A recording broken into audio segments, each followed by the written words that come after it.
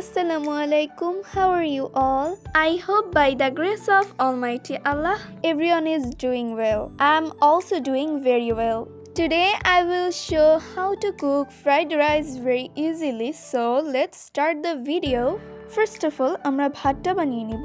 ভাতটা বানানো অনেক বেশি ইজি। দৈনন্দিন জীবনে আমরা যেমন করে ভাতটা রান্না করি তেমন করে এই ভাতটা রান্না করে নিতে হবে। শুধু 90% ফুটাতে হবে আর সল্ট এবং অয়েল অ্যাড করতে হবে। দেন মাংসগুলো ভাজার জন্য আমাদের প্রথমেই আদা বাটা, রসুন বাটা, মরিচের গুঁড়ো, লবণ, testing salt, tomato sauce, soya sauce এগুলো দিয়ে 10 মিনিট ম্যারিনেট করে রাখতে হবে। দেন তেলে ফ্রাই করে নিতে হবে। যখন দেখবেন এমন লাল লাল হয়ে গেছে তখন বুঝতে পারবেন যে আপনার মাংস ফ্রাই হয়ে গেছে। এ পর্যায়ে চুলা থেকে নামিয়ে নেবেন। তারপরে একটা হাঁড়িতে পেঁয়াজ এবং মরিচ ভেজে নেবেন। খেয়াল রাখতে হবে কোনোভাবেই যেন পেঁয়াজ পুড়ে না যায়। তারপরে বরবটি কুচি এবং গাজর কুচি দিয়ে দিবেন। তারপরে এগুলোকে একটু ভেজে নেওয়া হয়ে গেলে একটু সময় ঢাকনা দিয়ে ঢেকে রাখবেন।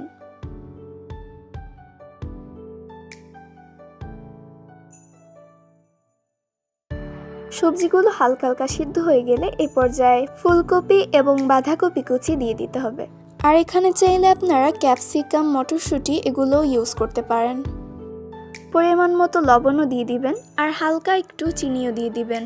আর যদি মিষ্টি পছন্দ না করেন তাহলে এটা স্কিপ করতে পারেন। তারপরে দিয়ে দিতে হবে সয়া সস। আম্মু এখানে পরিমাণ মতো সয়া সস দিয়ে দিচ্ছে। আর ফ্রাইড রাইসে সয়া সস কিন্তু মাস্ট ইউজ করতে হবে, না দিলে ফ্রাইড রাইসই হবে না। তারপরে একটু সময় নেড়ে ঢাকনা দিয়ে ঢেকে রাখতে হবে।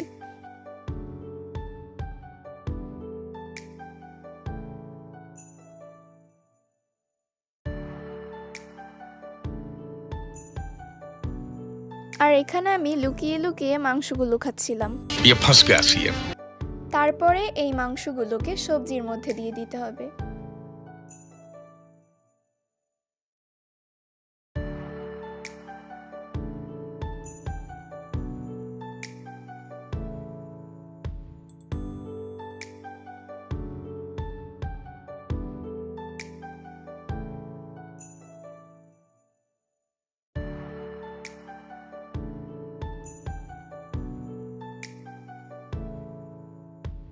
দেন এটার মধ্যে ভাত দিয়ে দিবেন।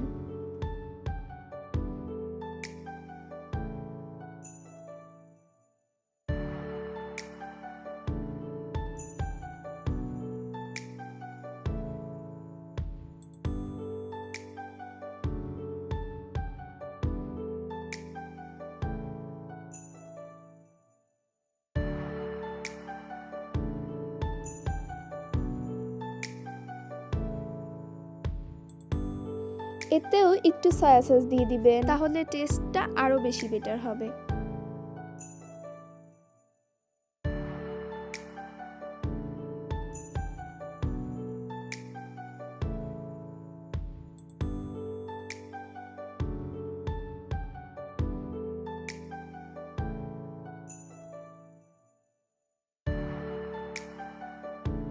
সবগুলো উপকরণকে একসাথে মিশিয়ে নিলে ব্যাস হয়ে গেল আমাদের ফ্রাইড রাইস। আর এটা যে কত বেশি ইয়াম্মি হয়েছিল বলার বাহিরে। একবার হলেও বাসায় এই ফ্রাইড রাইসটা বানিয়ে খাবেন। আশা করছি আজকের ভিডিওটি আপনাদের অনেক বেশি পছন্দ হয়েছে। So don't forget to like, comment, share and subscribe my YouTube channel and follow my page. See you later. Allah Hafiz.